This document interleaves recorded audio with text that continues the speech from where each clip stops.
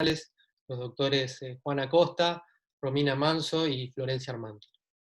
El tema que quería tratar hoy con ustedes y que ha despertado mi atención en las últimas semanas tiene que ver con las posibles medidas de coerción que los estados de la comunidad internacional podrían tomar entre sí como consecuencia de la pandemia que hoy nos tiene en vilo y padecemos desde nuestras casas.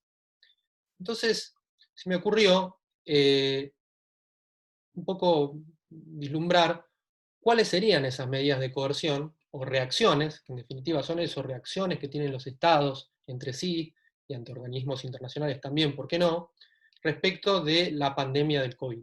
Entonces, bueno, el género de las medidas de coerción podría encontrar diferentes particularidades y diferentes especies, como lo pueden ser las famosas contramedidas, las sanciones, estas pueden cobrar distintas modalidades que ya trataremos, y finalmente lo que son las medidas de retorsión. Quería empezar hablando sobre las contramedidas. Ustedes sabrán, hay muchos alumnos que están cursando actualmente Derecho Internacional Público y que han visto ya de qué se trata esto de las contramedidas, que básicamente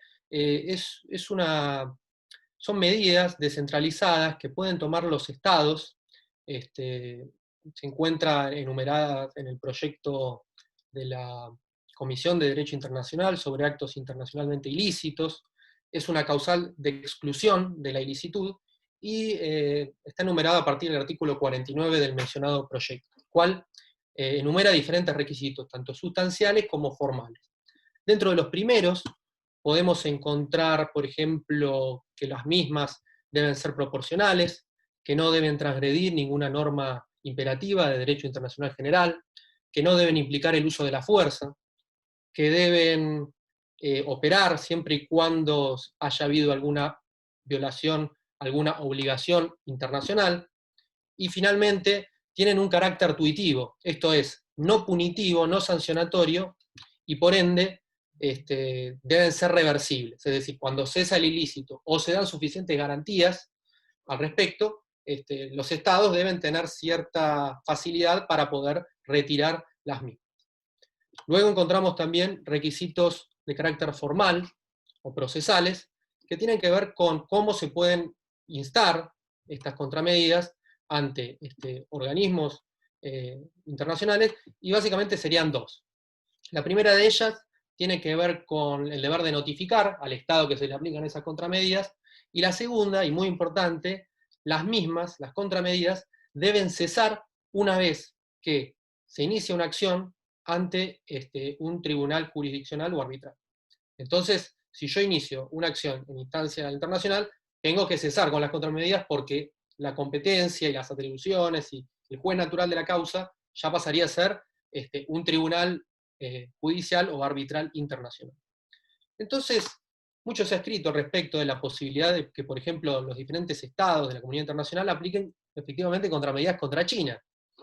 Y he notado cierta reticencia de tales medidas, de la adopción de tales medidas de todos los países, principalmente también de Estados Unidos, que uno podría augurar que podría ser el país que aplique las mismas, y han sido muy reticentes, principalmente por estas cuestiones. Se requieren muchos requisitos, hay muchos valladares que los estados tienen que sortear, y finalmente es un poco el perro que se muerde la cola, porque si yo inicio una acción internacional, por ejemplo, ante la Corte Internacional de Justicia, tengo que cesar con las contramedidas. Y si a su vez quiero aplicar contramedidas, no podría iniciar una acción ante la Corte Internacional de Justicia, por ejemplo, porque las mismas deben cesar. Entonces es un poco el síndrome de la sábana corta en ese sentido. La respuesta para muchos no pasa por ahí. Además hay otro tema, que ya lo comentará la doctora Romina Manso. Tiene que ver con qué obligación en concreto ha violado China, y si la violación de la misma corresponde a un ilícito. Bueno, acá se ha escrito mucho al respecto. Básicamente hay una cuestión de fuentes de derecho internacional que tiene que ver con los diferentes tratados, la Carta Constitutiva de la OMS, por ejemplo, que abre la posibilidad de que se inicien acciones ante la Corte Internacional de Justicia, y más que nada la International Health Regulation del año 2005, signada en ese año, que habla de este deber de diligencia y un procedimiento dentro del lapso de 24 horas para que los estados informen a la Secretaría General de la OMS respecto del brote de cualquier pandemia y la puesta a disposición ante las autoridades del organismo. Entonces, bueno, acá entran en juego otras cuestiones. Hemos escuchado, por ejemplo, a la doctora Silvina González Napolitano decir respecto de la prueba, que la prueba en concreto sobre si se cometió o no una violación la tiene China, y China para eso tiene que habilitar el acceso de organismos de inspección al respecto y de una investigación que sería muy difícil que China lo ponga a disposición. También se ha hablado de lo que son las posibles defensas de los estados, principalmente de China, respecto de el obrar del resto de los estados de la comunidad internacional. Nosotros estudiamos a lo largo de la carrera un famoso principio que rige en materia de contratos, que es el exception ad impleti contract, que tiene que ver con la excepción por incumplimiento. Dentro de la OMS, la Secretaría General ha emanado diferentes resoluciones instando a los estados a llevar diferentes protocolos de aislamiento social, de uso de barbijos, de los riesgos de transmisión humano-humano, humano-objeto. Después salieron a decir que no era así, pero en fin, son diferentes recomendaciones que muchos estados, y las reacciones que han tenido los mismos, es una gama muy amplia. Entonces, no ha sido una respuesta uniforme, acatando las directivas de la OMS y cumpliendo de buena fe como estados responsables de la situación. Entonces, el tema es bastante complejo y a su vez, finalmente, da bastante que hablar lo que ha sido la última resolución emanada de la Asamblea General de la Organización Mundial de la Salud. La Asamblea General es uno de los organismos que la conforman, a la OMS, junto con la Secretaría General, la cual entró en una gran dialéctica mediática y diplomática con la Secretaría de Estado de Estados Unidos, y bueno, ya sabrán que Trump ha dicho, y su secretario de Estado Mike Pompeo, que iban a cortarle el financiamiento y por su obrar negligente, tema que ya tratará la doctora Armándola.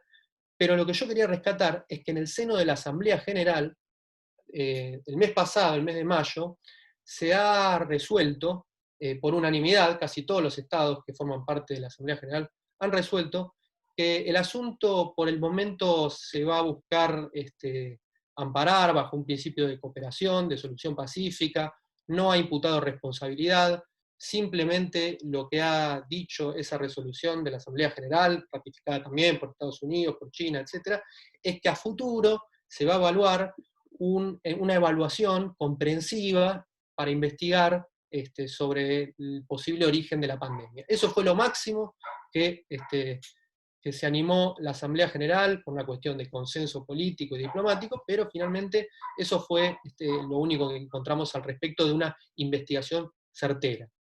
Investigación que, por otro lado, lo que hace es obstruir el acceso a la Corte Internacional de Justicia. El artículo 75 de la Carta Constitutiva de la OMS dice que, en caso de que la Asamblea General de la OMS esté tratando el asunto sobre el posible incumplimiento de las normas dispuestas por los tratados de la Organización Mundial de la Salud, entonces la Corte Internacional de Justicia permanece incompetente hasta tanto se solucione en el organismo pertinente, en este caso la Asamblea General. Entonces encontramos que la posibilidad de acceder a una jurisdicción internacional se encuentra bastante disminuida. A su vez, por otro lado, y ya entrando en el tema de lo que son las sanciones internacionales, o las posibles sanciones que no tienen que ver con las contramedidas en sí, que trata el proyecto de la CDI, sino más bien sanciones de carácter unilateral o de carácter multilateral, encontramos también otros inconvenientes. Entre ellos, el primero y más importante tiene que ver con el poder de veto que tiene China en el Consejo de Seguridad de la Organización de Naciones Unidas, dado su carácter de miembro permanente. Además de que posiblemente Rusia se muestre un poco reticente ante la posibilidad de aplicar sanciones ante uno de sus principales socios políticos, por lo menos desde hace unos años, que es efectivamente China. Entonces, aquí encontramos diferentes problemas. Incluso hoy en día el Consejo de Seguridad se encuentra virtualmente casi bloqueado. Poco se ha expedido al respecto y no hay consenso respecto de la eventual resolución sobre la pandemia. Muchos hablan, por ejemplo, de que la pandemia es una amenaza contra la seguridad y la paz internacionales, así se ha hablado respecto del ébola, por ejemplo, pero en concreto el COVID aún permanece sin respuesta y mucho menos la posibilidad de que se apliquen sanciones. Después encontramos otro tipo de sanciones, ¿sí? Sanciones de carácter unilateral. No se dan multilateralmente, sino que se dan unilateralmente, los estados las disponen.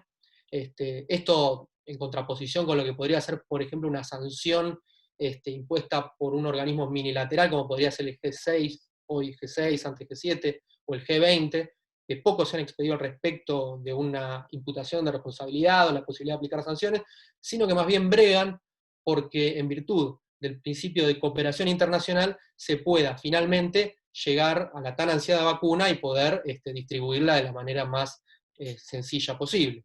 Entonces, poco se ha hablado respecto de las sanciones en organismos multilaterales o en organismos de otro tipo como pueden ser el G20 o el G6, pero sí se ha mencionado la posibilidad de que apliquen sanciones unilaterales.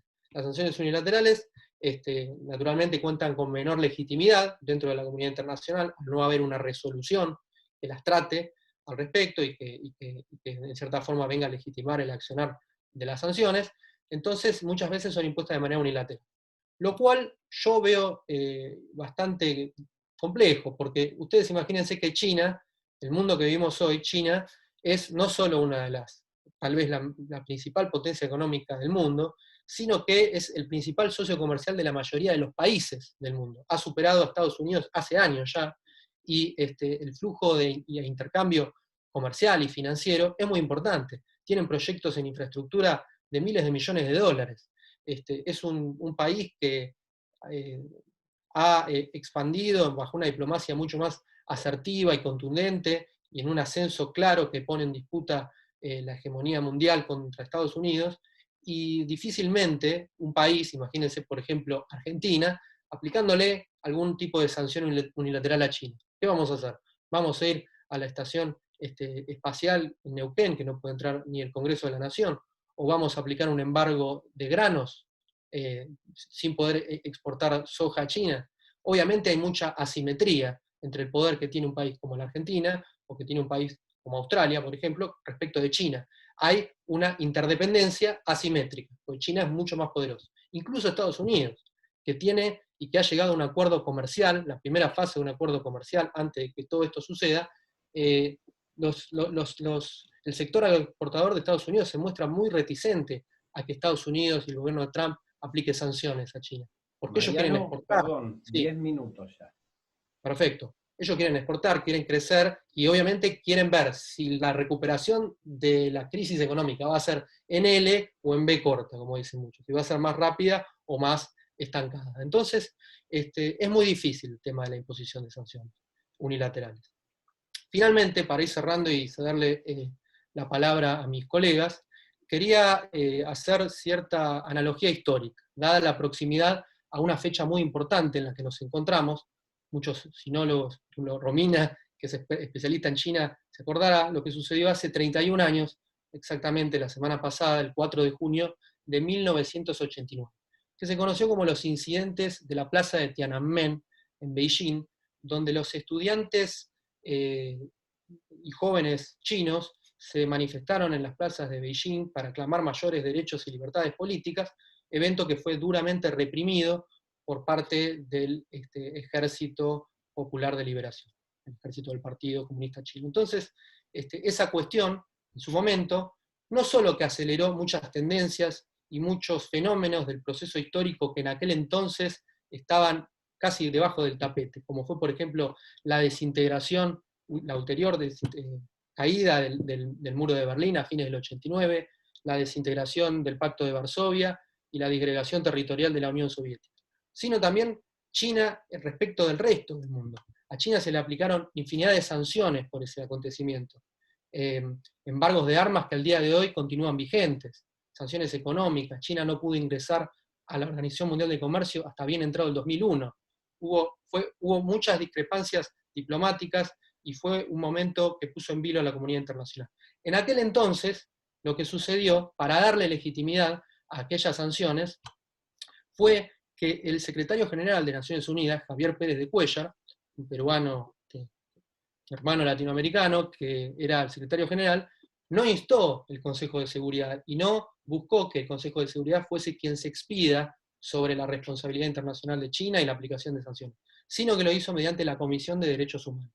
Y allí muchos estados, entre ellos Estados Unidos, Europa, Australia, aplicaron todas estas sanciones y en cierta forma encontraron la legitimidad suficiente que les daba por aquel entonces esos documentos y esas resoluciones para imponer todas las sanciones a China. Entonces, aquí lo que quiero decir, y para ir cerrando, es que algunos dirán que la historia se repite dos veces, una como tragedia y la otra como farsa. Otros dicen que la historia no se repite, pero rima. Así decía Mark Twain.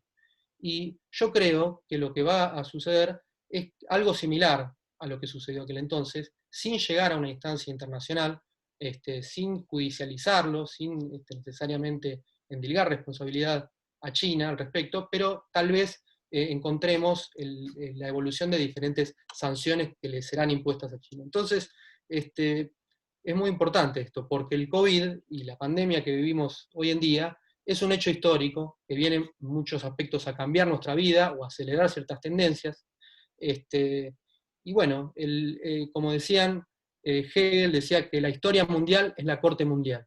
Y esto es un hecho histórico, es un hecho que disrumpe las relaciones entre estados y las relaciones internacionales y también al derecho internacional público. Veremos si vamos por la senda de la solución pacífica de controversias o si efectivamente puede haber algún tipo de escalamiento a partir de la imposición de sanciones. Muchas gracias y esa era la contribución que quería hacer. Muy bien, muchas gracias. Pasamos ahora a la segunda de las ponentes de hoy, la doctora Florencia Armándola.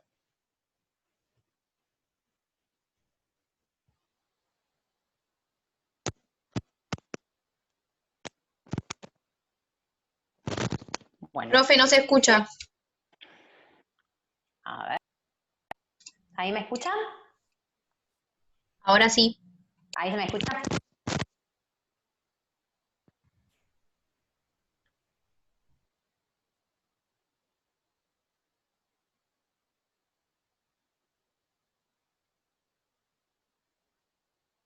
Profe, no se la escucha de nuevo.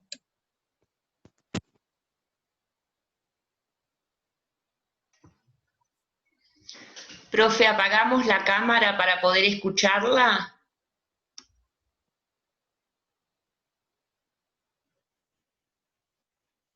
No, no es necesario, es un problema de micrófono. Gracias. ¿Escucha? Ahí sí. ¿Ahí se me escucha? ¿Se me escucha muy bajo? No, se escucha perfecto. Muy bien. Perfecto, bueno, disculpen, empiezo, rebobino. Buenas tardes a todos, gracias por participar de este conversatorio. En estos 10 minutos que tengo de tiempo para hablar hoy con ustedes, quería que analicemos o, digamos, presentar cuáles serían a grandes rasgos las herramientas que tenemos para poder analizar dentro del contexto de la pandemia del COVID-19 la responsabilidad de la Organización Mundial de la Salud frente a la pandemia. Bien. Cuando hablamos de la Organización Mundial de la Salud, hablamos de un sujeto, bien, de derecho internacional público, un sujeto moderno dentro de la teoría del derecho internacional público, y como sujeto moderno ha traído a colación el estudio de cuál es la responsabilidad que pueden llegar a tener las organizaciones internacionales en el marco de la comunidad internacional. Bien. A través de la década del 2000, el tema de la responsabilidad de las organizaciones internacionales fue trabajado por la Comisión Internacional de Derecho, y en el año 2011 aprobaron un proyecto respecto de las organizaciones internacionales y su responsabilidad. Bien. Tomando como base lo que ya venían trabajando sobre la responsabilidad de los estados. Entonces, el proyecto de la Comisión Internacional de Derecho se centra específicamente cuando hablamos de las organizaciones internacionales y de la imputación de su responsabilidad a un acto, ¿bien? O a una omisión imputable a la organización internacional, y que se configura a través de la violación a una obligación que le es propia a la organización, ¿bien? Cuando hablamos de esta obligación, hablamos de una obligación a las reglas que hacen a la organización internacional, ¿bien? Entonces tenemos que analizar, cuando hablamos de la OMS, cuáles son aquellos instrumentos que le son constitutivas a la Organización Mundial de la Salud, aquellos elementos o aquellos institutos que la vinculan y la obligan en el plano internacional. Podemos estar hablando de constituciones, reglamentos, o también podemos estar hablando de prácticas, bien, que llevan adelante las instituciones o resoluciones de las mismas. Entonces, cuando hablamos de la Organización Mundial de la Salud, como bien lo mencionó Mariano en su exposición, estamos hablando de la Constitución de la Organización Mundial de la Salud y el Reglamento Sanitario Internacional, que tuvo su última actualización en el año 2005. ¿Bien? Este reglamento es un reglamento que nos da distintas pautas y distintas formas de actuar que va a tener la OMS para prevenir la propagación de enfermedades a nivel internacional. Y cuando hablamos de la constitución de la OMS, vamos a hablar del elemento constitutivo de la organización. Aquel elemento que le va a dar la finalidad y el objetivo a la OMS, ¿bien? El alma de la organización. Entonces, es necesario tener en cuenta cuál es el objetivo de la Organización Mundial de la Salud, este principio de especificidad que hace a la personalidad jurídica de la Organización Mundial, para entender cuál es su finalidad y su rol dentro de la comunidad internacional, y luego ver si dentro de su reglamento, cómo funciona esta prevención, ¿bien?, de la propagación de enfermedades a nivel internacional. Entonces, cuando hablamos de cuál es el fin o la función de la OMS, vamos a decir que la OMS principalmente busca alcanzar el mayor grado, ¿bien?, de salud para todos los pueblos de la comunidad internacional. Entonces, para caracterizarla podemos decir que es la Autoridad Sanitaria Internacional. Y como autoridad sanitaria, su primer función, o su función más importante, va a ser la de proporcionar ayuda técnica, bien, ayuda especial y específica a los estados. Siempre que los estados acepten, bien, esta ayuda proporcionada, y esto es necesario puntuarlo, porque más adelante cuando hablemos del reglamento, y para el tema de la configuración de la responsabilidad, vamos a ver que es necesario tener en cuenta que la función de la OMS no es una función unilateral, sino que es un ida y vuelta entre la organización y los estados que conforman a la comunidad internacional. Otra de sus funciones principales es la de suministrar información referente a la salud, ¿bien? Entonces, podríamos decir que es como el referente principal dentro de la comunidad internacional de lo que es la salubridad o la sanidad internacional. El reglamento, que está suscrito por los estados que forman parte de Naciones Unidas, nos va a delimitar cuáles son aquellas medidas que se tienen que tener en cuenta, no solo para las pandemias, sino para todo tipo de enfermedades que puedan propagarse internacionalmente. Pero para hablar específicamente de situaciones de gran magnitud, como pueden ser, o como es el COVID-19, nos tenemos que remitir al anexo 2 de lo que es el reglamento, en el que nos habla de situaciones que puedan ser posibles pandemias. Y habla específicamente de nuevas situaciones o de nuevos cuadros relacionados con la gripe o con el SARS, ¿bien? Donde entraría el COVID, ¿bien? Nuestra situación pandémica. Entonces, cuando hablamos de estas situaciones, el anexo le da un plan de acción a los distintos estados que pasan por estas situaciones de potenciales pandemias. Y habla el artículo 6 del reglamento de la obligación de los estados de informar a la Organización Mundial de la Salud dentro de el lapsus de 24 horas de que toman conocimiento de una posible situación sanitaria que afecte a la comunidad internacional. Entonces, del análisis del reglamento vemos que, si bien la función de la Organización Mundial de la Salud es la de suministrar información a los estados de la sanidad internacional, hay una clara obligación de los estados dentro del reglamento de vigilancia de las situaciones sanitarias dentro de sus fronteras. La realidad, y un poco tomando lo que decía Mariano, es que dentro de la pandemia del COVID-19 podemos teorizar y podemos analizar la posible responsabilidad de la OMS con la información que tenemos de los medios, ¿bien? Para lo que es poder armar realmente un análisis jurídico de una posible responsabilidad de la OMS, necesitaríamos conocer realmente cómo funciona, cómo fueron los hechos y de qué prueba nos podemos valer, ¿bien? Pero la idea es hacer un análisis con la información que tenemos. Y la realidad es que del reglamento podríamos decir que la obligación de informar es una obligación por parte de los estados, ¿bien? Y la OMS trabaja con la información que los estados le proporcionan respecto de las situaciones sanitarias que se están produciendo dentro de sus fronteras.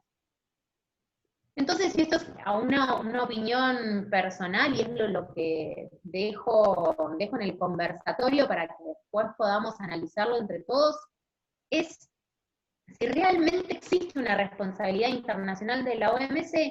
Yo considero que podríamos analizar una posible situación de falta de vigilancia por parte de la OMS, de un accionar poco diligente, pero de ahí a realmente hablar de una responsabilidad internacional, de la violación de una obligación internacional para la OMS, yo lo veo un poco más difícil. La realidad es que creo que la OMS ha quedado en el fuego cruzado entre las grandes potencias, ¿bien? Principalmente entre China y Estados Unidos, y la desacreditación y la falta de credibilidad que está teniendo la OMS en este momento, en esta situación tan particular para la sanidad internacional, es un daño colateral, ¿bien? De esta guerra, de alguna manera, de esta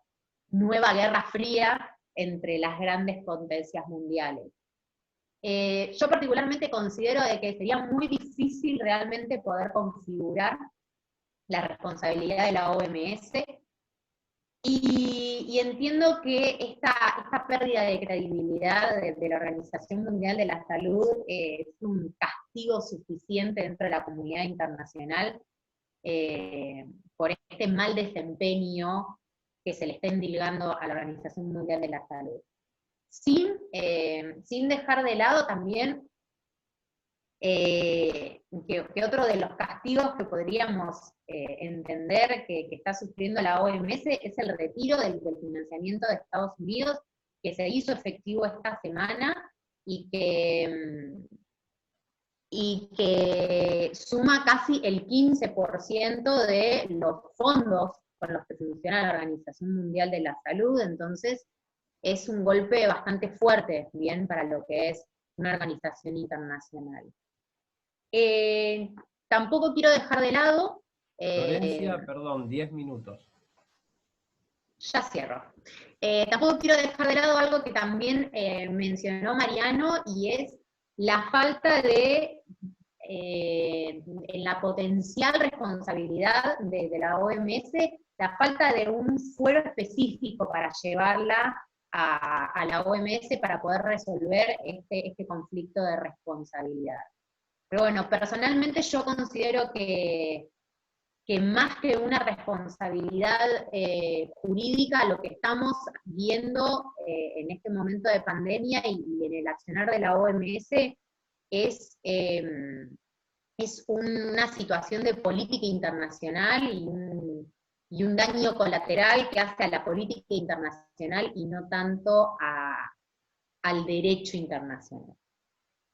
Bueno, muchas gracias a todos y al final analizaremos un poco más si alguien tiene alguna consulta o alguna pregunta. Florencia, muy amable, muchas gracias. Pasamos ahora al tercero de los expositores, el doctor Juan Acosta, que una vez que habilite el micrófono va a empezar a hablar. Micrófono, Juan. Ahí está. Hola, ¿me escuchás? Sí. Ahí está, todos. Sí. Bueno, buenas tardes a todos. Buenas tardes, Fabio, Mariano, Florencia, Romina, y bueno, a todos los que nos están escuchando aquí por la plataforma. Bueno, el tema del cual voy a hablar es el impacto. Discúlpenme que estoy con el celular en la mano porque la computadora tengo mala señal acá en el departamento. El tema que voy a tratar es el impacto del COVID-19 en el cumplimiento de los contratos comerciales internacionales. Bueno, lo más importante de este tema es que, como consecuencia de la declaración por la Organización Mundial de la Salud de la pandemia provocada por el COVID-19, repercutió de manera directa en el cumplimiento de los contratos, tanto de contratos internos locales como de contratos internacionales. Sucintamente, la diferencia entre un contrato interno y un contrato internacional está dada en que el contrato internacional presenta elementos extranjeros relevantes, como puede ser, por ejemplo, la distinta nacionalidad de las partes, o bien pueden ser la distinta localización geográfica de los establecimientos, y eso hace de alguna manera que estén en contacto dos o más estados y por ende dos o más legislaciones aplicables.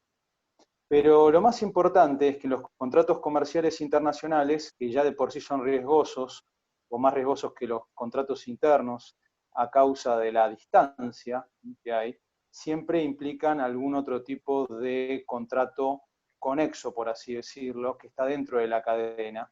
Y bueno, eso es lo que ha impactado en el COVID, porque las partes contratantes, de alguna manera, en este momento, por ejemplo, los contratos de compraventa internacional de mercadería, se han podido verificar importantes incumplimientos. Entre ellos, los principales factores son, como todo contrato internacional, el transporte es importantísimo, y en este momento hay una caída drástica de lo que es el tráfico marítimo y el tráfico aéreo, por distintas circunstancias. El tráfico aéreo, casi todas las compañías aéreas están muy mal, inclusive hay concursos preventivos, por ejemplo el de la TAM, que se concursó en Estados Unidos, y desde el punto de vista marítimo pasa lo mismo, hay un gran problema y las grandes navieras han suspendido muchas escalas a causa de que no tienen, digamos, dinero, porque están cayendo mucho las acciones de las grandes navieras. Lo mismo se puede de alguna manera verificar porque cayó el índice portuario que se llama Drewry, que cayó un 22%, que mide todo lo que son los movimientos de containers en el mundo. Así que el transporte es, digamos, el COVID-19 impactó en el transporte y también esto repercute en todo el resto de los contratos y en su respectivo cumplimiento. Por otro lado, otro de los problemas importantes está con el cierre de las fronteras. Otro problema importante es las restricciones cambiarias y monetarias, por lo cual hay veces que, por ejemplo, el comprador de las mercaderías no puede obtener la divisa para poder cancelar la deuda. También hay problemas bancarios derivados de las comunicaciones, porque muchas de estas transacciones internacionales se llevan a cabo por lo que se llama el contrato de crédito documentado, que es un contrato interbancario y también se vio afectado por esto. Y por último, también hay problemas con lo que son restricciones que han establecido los estados, tanto de importación como de exportación, y eso influye también en la falta de insumos para la fabricación. Así que el COVID de alguna manera repercutió en todos estos aspectos que yo acabo de mencionar, y eso repercute a su vez en lo que es imposibilidad de cumplir determinados contratos internacionales, más que nada los contratos de compraventa de mercaderías. Actualmente, digamos, el COVID, no tenemos jurisprudencia judicial ni arbitral sobre cómo se interpretó estas imposibilidades de cumplimiento, porque es bastante nuevo, empezó todo esto en marzo y todavía no he podido encontrar ningún fallo al respecto. Por lo cual, lo que me interesa es que se están celebrando contratos internacionales durante la pandemia, y ha sido muy importante ahora el tema de la negociación y el tema de la redacción de las cláusulas de fuerza mayor en los contratos.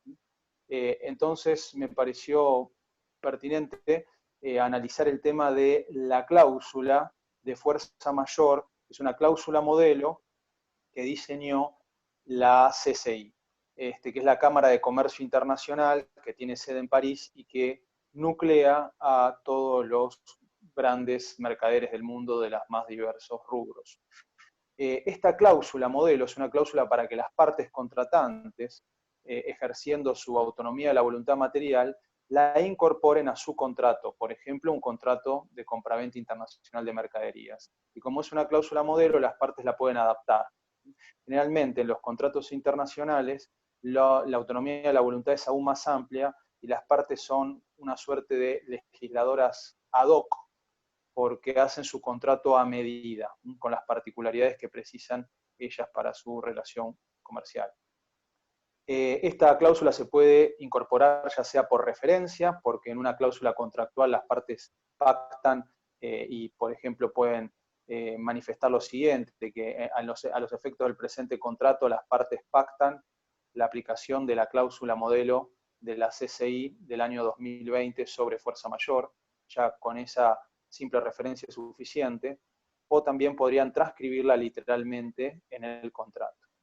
Lo más importante de esta cláusula es que define qué es la fuerza mayor, que si bien es un instituto conocido en todos los grandes sistemas jurídicos del mundo, tanto en todas las legislaciones que se ascriben dentro del sistema continental europeo, como las legislaciones que se ascriben dentro de lo que es el sistema del Common Law, también del sistema hebreo, del sistema islámico, del sistema ruso, inclusive del sistema chino y del sistema de África Negra y Madagascar.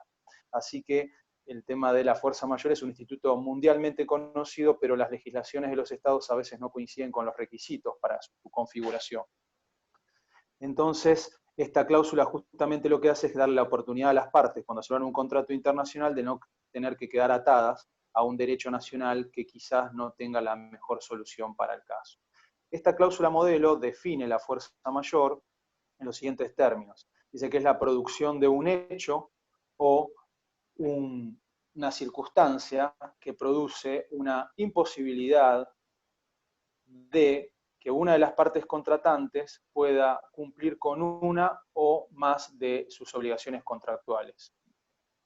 Es una definición clásica de lo que es la fuerza mayor, pero lo más importante son cuáles son los presupuestos para que se configure la fuerza mayor en los términos de esta cláusula. Y son tres, que son también los clásicos. Uno de ellos es que la circunstancia impeditiva, de alguna manera, se encuentre fuera del control de la parte afectada. Esto es lo que comúnmente se llama la ajenidad. Tiene que ser ajeno a la voluntad de la parte afectada. El segundo recaudo es el recaudo de la imprevisibilidad, que significa que al momento de la celebración del contrato, ese hecho, ese obstáculo, ese impedimento, no haya podido ser previsto razonablemente por la parte afectada. Y el tercer requisito es el requisito de la irresistibilidad, que significa que ese impedimento sea razonablemente inevitable e insuperable por la parte afectada.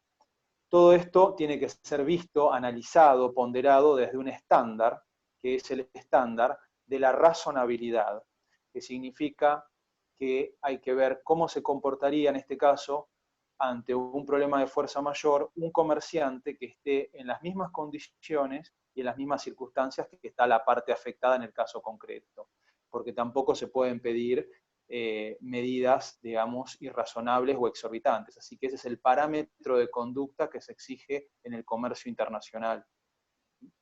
Por otro lado, además, estos presupuestos van a tener que ser probados por la parte que los invoca.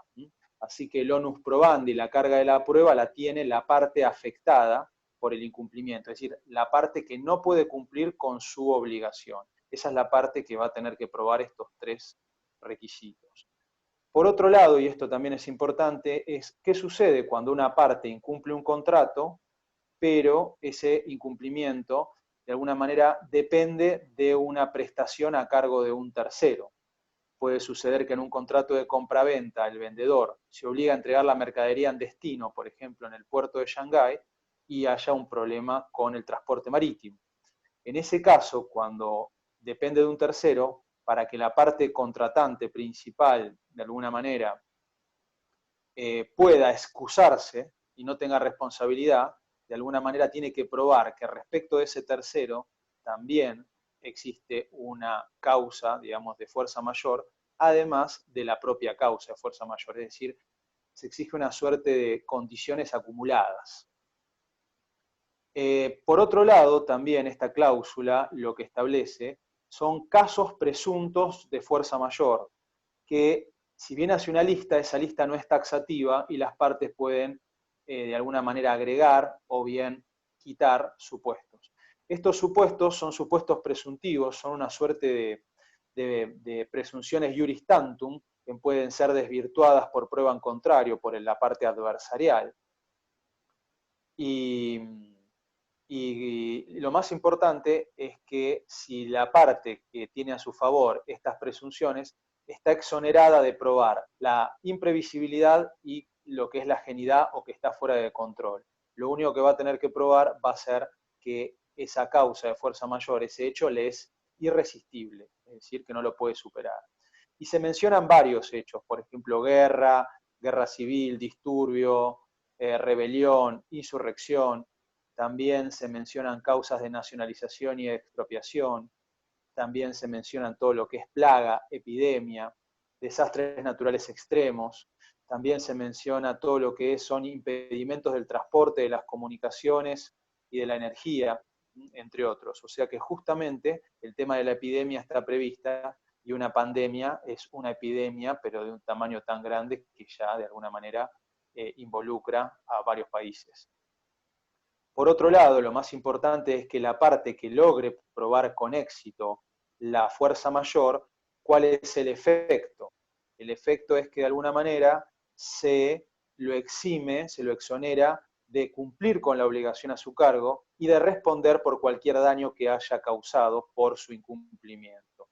Lo que se le exige a la parte que invoca la fuerza mayor es que notifique la imposibilidad de cumplir sin demora a la contraparte, que eso también es un deber que se deriva, se infiere también de un principio general del derecho que es la buena fe. Por último, si el impedimento tiene una duración tal que supera los 120 días corridos, cualquiera de las partes puede pedir la resolución del contrato. La resolución del contrato significa que el contrato se extingue y las partes se devuelven mutuamente lo que recibieron en virtud del contrato. Pero es, digamos, la última ratio y por último va contra el principio general que siempre en materia de contratos el principio es el de la conservación del contrato. Por otro lado, la parte de contratos internacionales y de la solución de controversias viene muy de la mano del arbitraje internacional. Y por el tema del COVID, también el arbitraje, de alguna manera, se acomodó, se ayornó. Y un ejemplo de esto es el procedimiento arbitral de urgencia que estableció la Corte de Arbitraje del Ilustre Colegio de Abogados de Madrid, donde estableció un procedimiento de urgencia con muy bajo costo, con plazos muy breves, de 10 días para presentar la demanda y 10 días corridos para contestar, y también con la posibilidad de que las audiencias para la producción de pruebas se hagan por medios electrónicos, y también la posibilidad de que se acompañen documentos importantes a través, por ejemplo, de OneDrive o de otras plataformas como WeTransfer, etc. Bueno, todo este tema del COVID y el tema en definitiva de la fuerza mayor, para acreditarlo en juicio, sea un tribunal arbitral o un tribunal judicial el que se acuda para que proteja el derecho, de alguna manera siempre hay que verlo caso por caso, teniendo en cuenta las circunstancias de cada uno, las particularidades, y Juan, siempre perdón, teniendo en 10 cuenta, minutos. sí, ya cierro, y siempre teniendo en cuenta, más que nada, lo más importante en materia contractual internacional, que es el principio de la buena fe.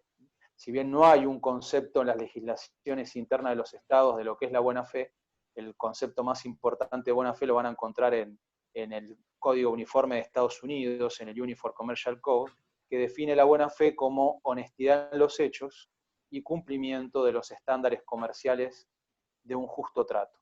Esto, conjuntamente con el deber de mitigar los daños, que también es muy importante, forman, digamos, un combo muy importante que al momento de verificar si una de las partes se puede amparar o no de una cláusula de fuerza mayor, siempre hay que tener en cuenta el principio de la buena fe, el principio de mitigar los daños y el principio de que no haya abuso del derecho. Esto es todo. Muchísimas gracias por escucharme. Muy bien, muchas gracias, Juan. Pasamos ahora a la cuarta de las ponentes, la doctora Romina Manso, que va a hablar sobre la eventual atribución de responsabilidad china y luego, bueno, presenta la cuestión a través de una pregunta, si es esta una verdadera o tiene verdadera viabilidad jurídica o si es básicamente parte de un discurso político. Romina, una vez que abras el micrófono, te escuchamos. Ahí está Fabio. Bueno, muchas gracias Fabio, gracias a todos por participar el día de hoy, muy buenas tardes. Y bueno, muy bien, como decía Fabio a continuación, justamente vamos a hablar acerca de la atribución de responsabilidad de la República Popular China y si justamente es viable jurídicamente. Para ello vamos a partir de dos aristas. Por un lado, vamos a hablarlo desde la jurisdicción internacional y luego desde la jurisdicción interna de los estados. A tal fin vamos a comenzar hablando en materia de jurisdicción internacional con la siguiente pregunta. ¿Existe normativa internacional que prevea un comportamiento por parte de los estados, o sea, un comportamiento específico frente a situaciones como la que estamos viviendo hoy en día? Y a su vez, ¿existe un tribunal internacional que sea competente para conocer en el marco de esta cuestión? La respuesta es sí. Hoy en día contamos con normativa internacional que tiene justamente por finalidad regular las conductas específicas de los estados frente a la pandemia y lo que, bueno, la situación que hoy en día estamos viviendo a nivel global. La normativa está prevista justamente en el Reglamento Sanitario Internacional, como bien indicaron mis compañeros anteriormente, el mismo fue actualizado en el año 2005, y es de carácter vinculante para todos los estados que integran la comunidad internacional. El mismo establece en su artículo 6, como ya han comentado, que cada estado deberá evaluar aquellos eventos sanitarios que se dan dentro de su territorio y a su vez notificar a la Organización Mundial de la Salud acerca de justamente aquellos eventos que impliquen una emergencia de salud pública que pueda tener connotación internacional, es decir, que adquiera importancia internacional. A partir de ello es que se da justamente esta connotación y la posible atribución de responsabilidad a China, frente a sí, actuó de forma diligente al momento de informar el virus que estaba surgiendo en ese momento, si cayó al hacerlo o no dio la suficiente información al respecto, por lo cual, si bien es un punto muy importante analizar, acá lo que debemos entender es si existen estándares donde se pueda entender a tal obligación como una cuestión que genere justamente responsabilidad internacional, ¿sí? Acá todo se basa en el grado de cooperación que el Estado hubiera realizado frente al ente internacional al momento de informar los hechos, y un tribunal, o sea, tenemos que analizar si resulta o no adecuado o tendrá las herramientas suficientes para poder entender si, de acuerdo a las circunstancias, se actuó o no en forma diligente. Muy bien. A su vez, habremos de analizar en este aspecto qué tribunal internacional cuenta con jurisdicción para poder realizar este tipo de juzgamiento a la República Popular China, como así se lo pretende establecer. ¿Existe un tribunal internacional? Específicamente hablaremos en este caso de la Corte Internacional de Justicia, quien posee competencia para entender en todo tipo de cuestiones generales que se sometan a su jurisdicción. A partir de aquí lo analizaremos desde tres aristas. Por un lado, ¿existe un tratado internacional que le otorgue competencia en este aspecto a la Corte Internacional de Justicia? El Reglamento Sanitario Internacional no lo establece, no establece una jurisdicción al respecto, pero sí la Constitución de la Organización Mundial de la Salud en su artículo 75, y quienes consideran que es atribuible la jurisdicción por parte de la Corte Internacional de Justicia a través de su artículo 75, el cual establece que habrá de ser susceptible de intervenir la Corte Internacional ante cuestiones que tengan que ver con la interpretación o aplicación de los puntos establecidos en dicha Constitución de la OMS. Pero, sin embargo, no dejan de ser argumentos ambiguos en este caso, y que no cuentan hoy con la suficiente fuerza para poder determinar si de esta forma podrá ser sometida China a la jurisdicción de la Corte. Por otro lado, podemos analizar si en este caso China ha reconocido la competencia de la Corte Internacional de Justicia de tal modo que sea aplicable para todas estas cuestiones futuras desde su reconocimiento. Definitivamente no ha sido así, y el último paso que nos queda es que, frente a la demanda que un Estado pueda realizar ante la Corte Internacional de Justicia sobre ciertas cuestiones de responsabilidad internacional frente a la violación de obligaciones internacionales por parte de China, tampoco encontramos, o sea, en este caso China tendría que aceptar la jurisdicción que se le está, a la que se le está queriendo someter, y bueno, definitivamente, como ya ha pasado en muchas otras circunstancias, no ha de ser posible o no hace lugar a dicha jurisdicción.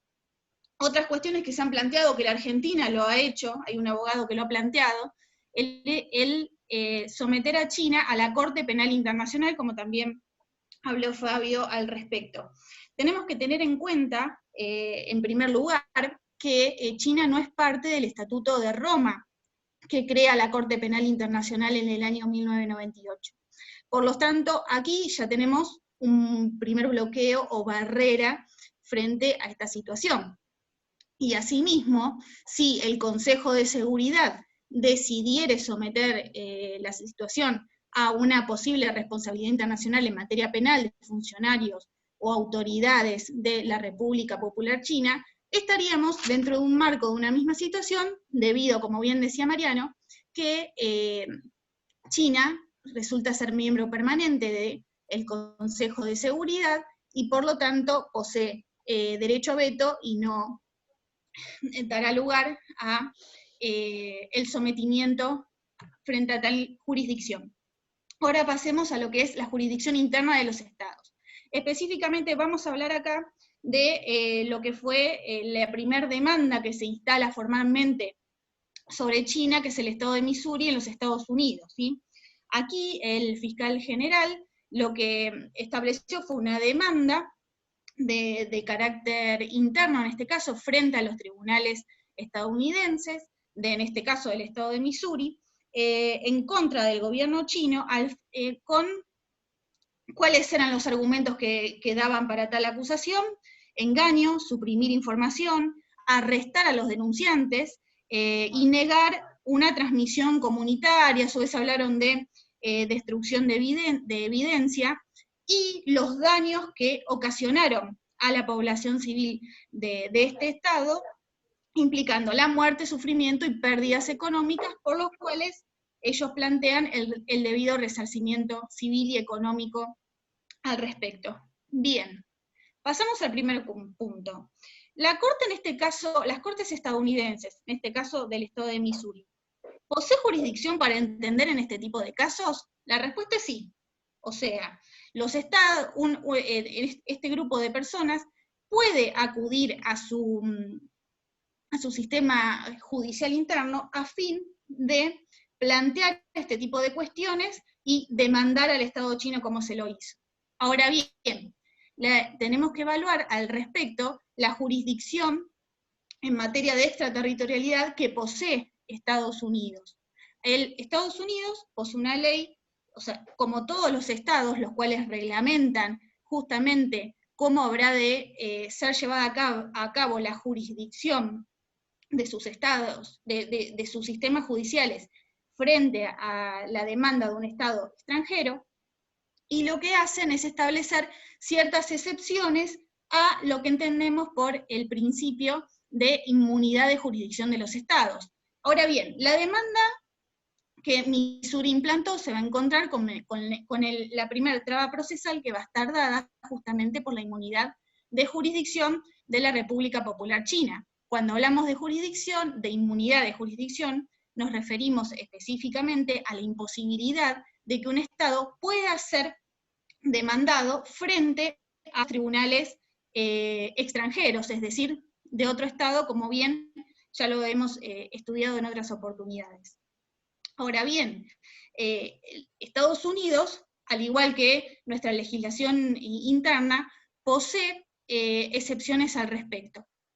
Las mismas son de carácter económico, si hablamos de relaciones de carácter comercial, en el cual un Estado extranjero está involucrado y los nacionales de Estados Unidos. En este caso, vemos que no hay una aplicabilidad de este tipo de excepciones. No estamos hablando de una relación comercial, sino de una emergencia sanitaria a nivel global y las consecuencias que ha producido como tal.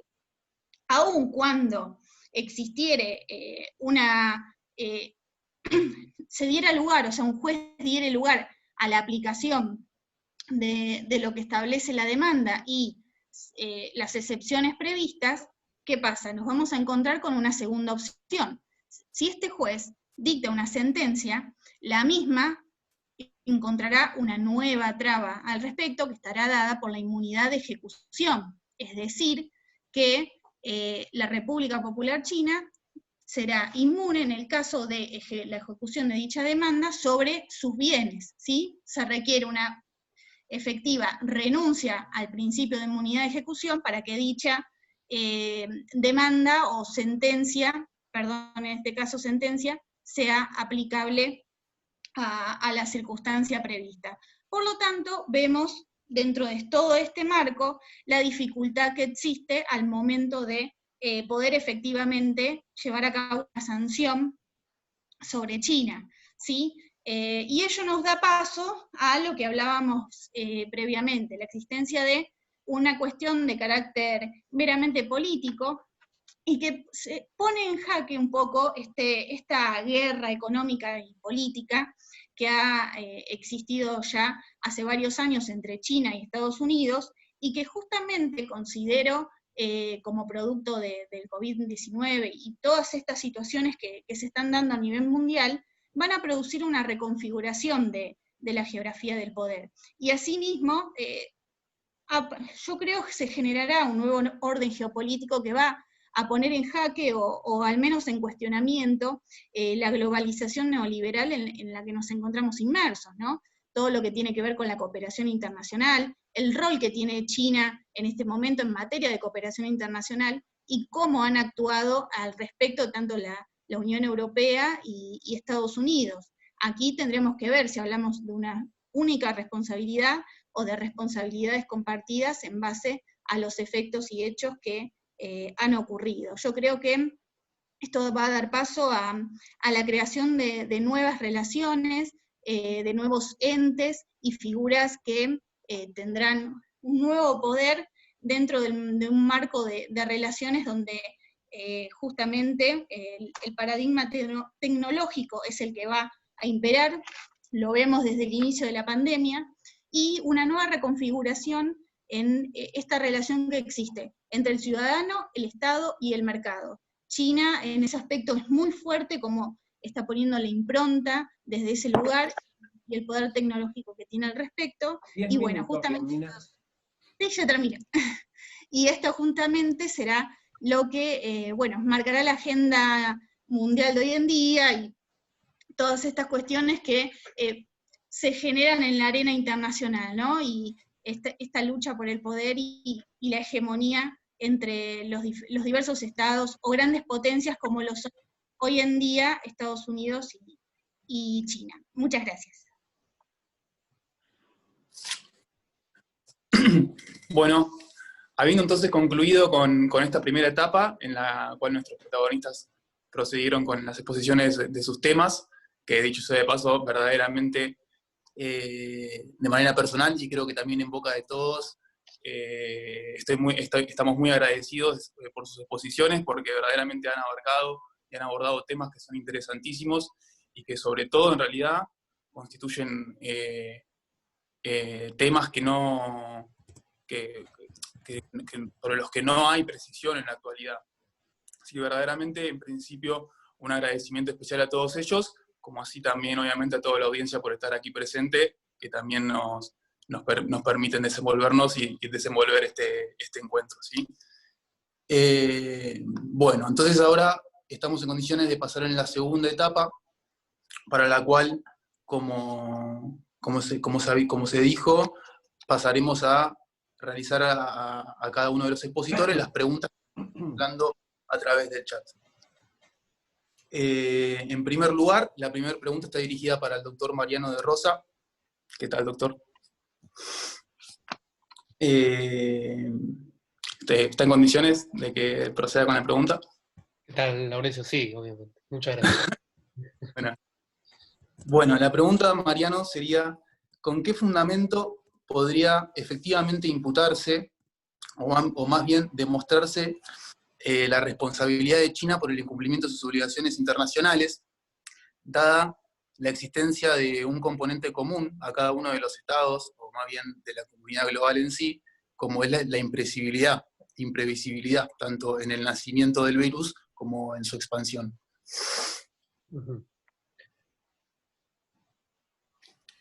Bueno, yo creo que por lo que uno ha podido leer y recopilar a lo largo de diferentes doctrinarios y también más que nada en la opinión pública internacional, lo que a China se le busca responsabilizar, o por lo que China en principio podría ser llevada a alguna instancia internacional, o incluso en el tema que yo me referí, aplicar algún tipo de sanción, tiene que ver más que nada con la posibilidad de que China haya faltado y obviamente infringido la obligación a la que hicieron mención mis compañeras, que tiene que ver con el deber de diligencia en cuanto a la información y a la respuesta que están establecidos dentro del procedimiento de las regulaciones en materia de salud internacional, en los artículos 7 y 8 del Tratado de 2005. Entonces, tiene que ver más que nada con la precisión de que China no habría obrado con la suficiente diligencia, y eso es lo mismo que en principio buscan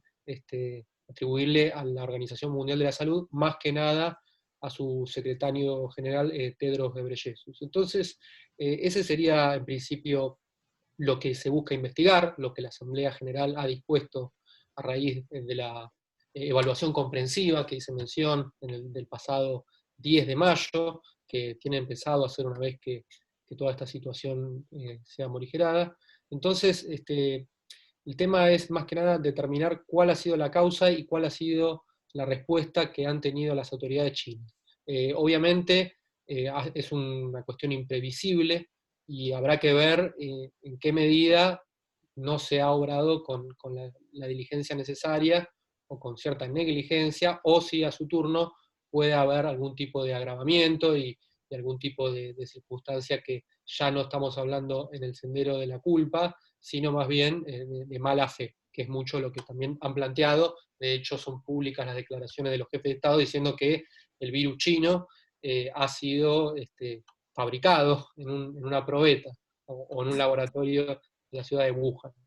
Entonces, en ese sentido, hay que tener en cuenta que las investigaciones son muy prematuras, no hay todavía ningún indicio concreto más que el que puedan tener las diferentes agencias de inteligencia, que intercambian información, y estoy seguro que sabrán mucho más que nosotros, pero tampoco se puede hablar de una investigación judicializada, con los procedimientos que requieren y los protocolos de la OMS, ni los dispuestos por ningún otro tratado, para saber en concreto si efectivamente se trata de algo imprevisible, si se trata de algo prefabricado, como han dicho muchos, o si efectivamente hay una imprevisibilidad y a su vez está acompañada por cierta mala fe o cuanto mucho una negligencia. Entonces, eso es lo que tal vez puedo aportar desde el tema que yo expuse, y bueno, espero haber podido responder satisfactoriamente. Muchas gracias, doctor. No. En segundo lugar, la siguiente pregunta está dirigida para la doctora Armándola, y la pregunta sería, en el caso de que se pudiera determinar una condena contra la Organización Mundial de la Salud, ¿sobre quién repercutiría la condena? Si eventualmente podría ser sobre los funcionarios.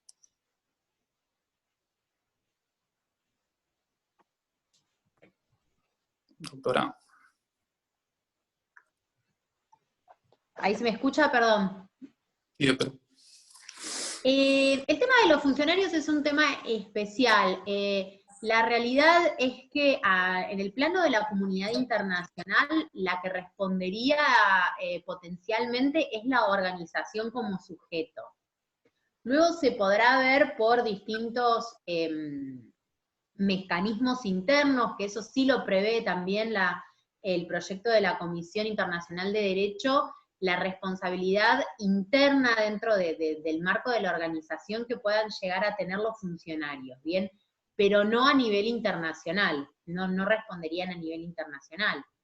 Y en el potencial caso también de que la Organización Mundial de la Salud pudiera responder a nivel internacional frente a la comunidad, habría que ver, o se podría plantear el caso de cómo respondería la Organización Mundial de la Salud, teniendo en cuenta que los aportes que hacen al fondo de la Organización Mundial de la Salud también son aportes que hacen los estados parte de la Organización Mundial de la Salud. Entonces, para aclarar, sería a nivel internacional la OMS quien respondería. Y potencialmente después se debería ver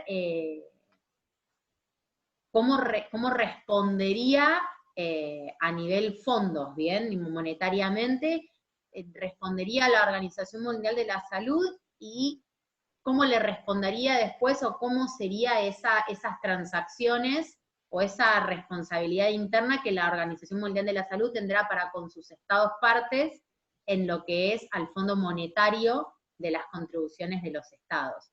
Pero no en el plano internacional, no responderían en carácter personal los sujetos que componen los representantes de la Organización Mundial de la Salud. Bien. Eso ya sería el tipo de responsabilidad que podrían tener, es una responsabilidad interna, y alguna sanción posible sería una sanción dentro del marco administrativo de la organización y no frente a la comunidad internacional. Bárbaro, muchas gracias, doctora. En tercer lugar, una pregunta dirigida para el doctor Acosta, es si en primer lugar podría por favor repetir brevemente aquellos presupuestos cuya presencia se requiere para aplicar esta cláusula modelo implementada por la CCI, y si eventualmente esta cláusula podría servir como una cláusula estándar estándar para utilizar en el futuro. Bueno, ¿se escucha bien ahí? No sé si me escuchan todos. Sí, doctor. Listo.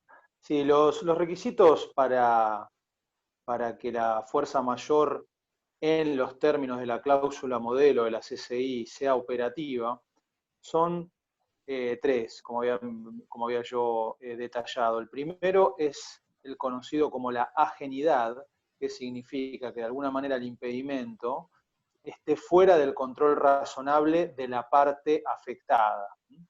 Es decir, que sea totalmente extraño, que no dependa de su voluntad. El segundo es aquel relacionado con la imprevisibilidad, que significa que al momento de la celebración del contrato, la parte afectada no haya podido razonablemente prever el hecho que imposibilita el cumplimiento.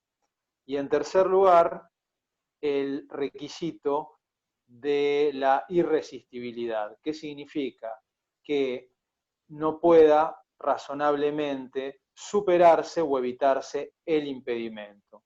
Como dije, esos tres recaudos siempre tienen que ser vistos, digamos, ponderado, analizado desde un punto de vista de un estándar. Ese estándar es el de la razonabilidad, porque en general esta cláusula, si bien es una cláusula modelo, redactada por la CCI para colaborar con las partes contratantes cuando tengan que redactar contratos internacionales ahora en la pandemia, no deja de tener en cuenta el pilar fundamental en el comercio internacional, que es la Convención de Viena de 1980 sobre contratos de compraventa de mercaderías.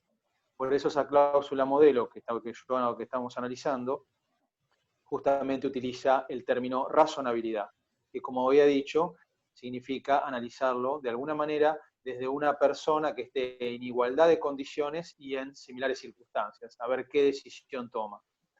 Y por otro lado, me habían preguntado si se puede utilizar en el futuro. De hecho, ya se está utilizando esta cláusula.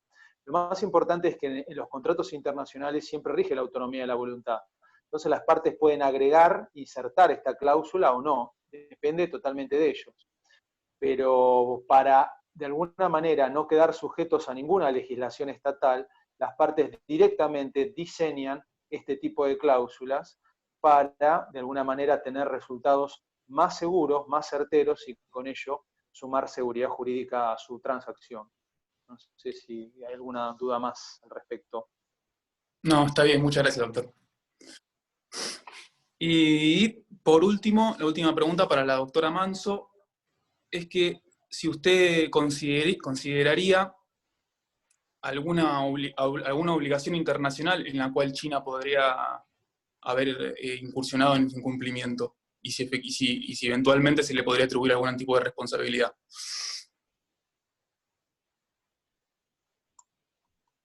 Bueno, muy bien. Al respecto considero que puede haber cierto grado de responsabilidad que obviamente debe ser probado por medio de los mecanismos jurisdiccionales que, bueno, como hemos charlado, están un poco acotados en este momento, pero que implican justamente entender que estamos frente a un escenario muy particular y que requiere, si bien, o sea, se le acusa a China de no haber, en este caso, haber informado a tiempo de las consecuencias del virus y todo lo que significaba, si había transmisión o no de persona a persona, creo que la clave está en entender que luego es más, o sea, si escuchamos los diversos discursos y lo que en su momento la Organización Mundial de la Salud expresó con respecto al accionar de China, quien lo felicita en una primera instancia por las medidas que había tomado, y la rápida respuesta que tiene China frente a la producción de medidas y protocolos para implementar dentro de su estado, de su territorio, y así frenar la expansión del virus, creo que implican un marco de cooperación que hoy en día se está, a su vez lo está distribuyendo de forma activa frente, bueno, es un discurso muy fuerte que tiene dentro de este marco, de entender al virus justamente como un enemigo común y desplegar todas las fuerzas para poder justamente enfrentarlo en materia global. Si bien también hay quienes dicen que esta es una forma en realidad de poder limpiar un poco su imagen luego de lo que ha ocurrido, tenemos que ver un poco cuál fue el rol tanto de la Unión Europea y de Estados Unidos y cómo reacciona frente al principio de lo que fue el virus, que en muchos casos se lo subestimó.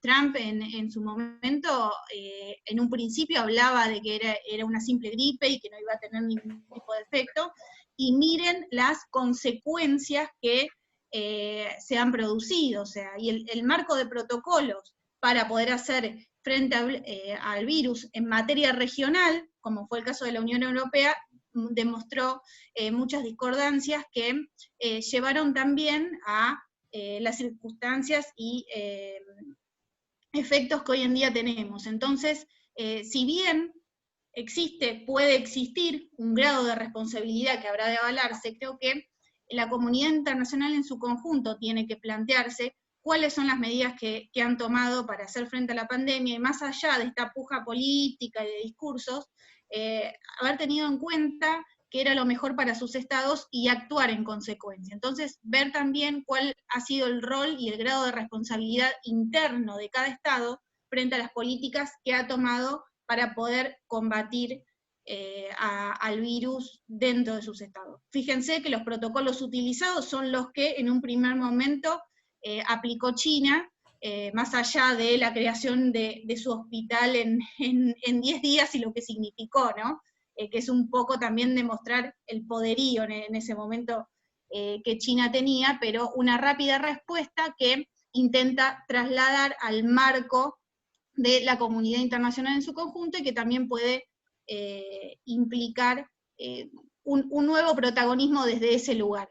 Hay quienes planteaban que esto iba a generar un aislamiento de China, justamente dentro del marco de lo que muchos hablan es una nueva guerra fría, y en definitiva ha salido a demostrarse al mundo como un nuevo protagonista que intenta justamente dar una imagen que implique una cooperación y ayuda dentro de la situación global que estamos viviendo. Gracias, doctora. Y en segundo lugar, que guarda relación con la primera pregunta, procedo a leer acá desde el chat, dice, ante esta especie de inmunidad total que parece gozar China y la ausencia de Estados Unidos en el plano internacional, profundizada por sus problemas internos por el COVID, pero que ya venían desde el inicio de la era Trump con amenazas, bloqueos y retiradas de espacio de discusión multilateral. ¿Cómo imagina la doctora Manso esta puja por el poder geopolítico y geoeconómico? ¿Se dará en el marco de los espacios existentes? ¿Se reformularán algunos de sus esquemas y sus bases? ¿O asistiremos al nacimiento de otros nuevos y que se ajusten más a las actuales estructuras de poder? Bueno, tremenda pregunta, y para hablar muchísimo, ¿no?, al respecto. Pero sí, yo creo que estamos dentro del marco de la creación de nuevas estructuras de la distribución del poder dentro de la comunidad internacional. No, por favor, al contrario, excelente pregunta, y me ponen perdón, no. En realidad, creo que la clave aquí está en pensar el surgimiento de las nuevas tecnologías, lo que significa el 5G, el rol que está teniendo China al respecto en el manejo de tales tecnologías, y lo que van a implicar para el mundo, para el futuro de la comunidad internacional en sí. Entonces, muy bien como quien pregunta planteaba, durante estos últimos años hemos visto un retroceso dentro de esta hegemonía estadounidense. En realidad, en la era Trump se ha generado justamente una política de regresión interna, ¿no? De protectorado, y eso ha dado, eso se ha discutido mucho, ha sido mucho, un tema de mucho debate, frente a el corrimiento de Estados Unidos como una de las potencias, como potencia principal hegemónica, y el rol, o sea, el surgimiento de China como esta nueva potencia mundial, y el papel que, o sea, del cual China siempre ha querido correrse, ¿no? No ocupar ese lugar, pero las circunstancias de hoy en día lo ponen, por lo menos en el marco de la arena de esta discusión, y así poder finalmente ver, nada, qué es lo nuevo que va a surgir a partir del COVID, que va a traer, ya les digo, una nueva reconfiguración, y el rol tecnológico en todo esto. Y yo les comentaba un poco esta nueva relación que va a existir entre el Estado, el ciudadano y el mercado. China hoy en día, justamente por motivo del 5G, está hablando de la moneda virtual, o sea, directamente ya el dinero en efectivo no va a ser utilizado. Imagínense de lo que estamos hablando y de lo que va a generar para los mercados y para el sistema de la comunidad internacional en su conjunto. Así que podemos estar en vísperas de un nuevo rol geopolítico, geoeconómico, y sin duda los grandes proyectos ambiciosos que tiene China en el marco de lo que es la ruta de la seda y los intercambios y roles económicos que se habrán de generar a partir de ese lugar, o las diferentes alianzas estratégicas que forma China con diferentes estados, por ejemplo, en el BRICS, o lo que fue en materia medioambiental el BASIC. Creo que están intentando o demuestran un protagonismo cada vez más fuerte de China, que, bueno, hoy en día llevan justamente a debatirse la aplicabilidad o no de sanciones en este área. Así que, bueno, eso es un poco una aproximación a la pregunta. Muy bien. Si no hay más preguntas, Laurencio, agradecemos primero a todos los que nos han regalado su tiempo esta tarde para estar presentes y escuchar esta charla, luego los expositores. Y a modo de resumen y de síntesis final, porque se han visto muy diversos temas y tal vez no sea posible englobarlos en una síntesis pequeña. Pero solo a modo de comentario, fíjense que en la gran pandemia del siglo XXI, la primera de nuestro siglo, y durante siglos no ha habido una afección tan grande de la vida, la salud de las personas. Lo nuevo en esta época ha sido la afección y sobre todo los daños futuros, que hoy no pueden ser cuantificados, a estilos de vida, junto con los daños materiales, junto con los daños económicos, de los cuales nos dio cuenta el doctor Acosta, los contratos incumplidos, las muertes eventualmente que pueden traducirse en una indemnización económica. Habrá seguramente una afección, algunas cuestiones de las cuales hoy prácticamente no hablamos porque no son al día de hoy indemnizables, son daños futuros pero absolutamente inciertos. La afección a nuestros derechos, la afección a nuestra privacidad, la invasión de nuestra privacidad a través de las tecnologías de control de cada una de las personas que van a quedar, la afección a la democracia, en los lugares donde los personalismos y los autoritarismos han venido desplazando a los otros poderes que realmente representan al pueblo, eventualmente los nacionalismos. Fíjense que en una pandemia no ha habido una sola medida tomada a nivel global. Obviamente hay caracteres comunes en las medidas tomadas por los estados, pero no ha habido una acción conjunta, por supuesto, a nivel global, tampoco la ha habido a nivel regional, ni siquiera a nivel subregional. En el caso del Mercosur no hubo siquiera una medida de cohesión entre los estados, al menos en las fronteras. Todo esto, bueno, da para pensar y eventualmente para una futura charla en relación con la afección de la pandemia respecto de los derechos humanos. Muy bien, bueno, les agradezco en nombre de todos, obviamente, y terminamos aquí entonces.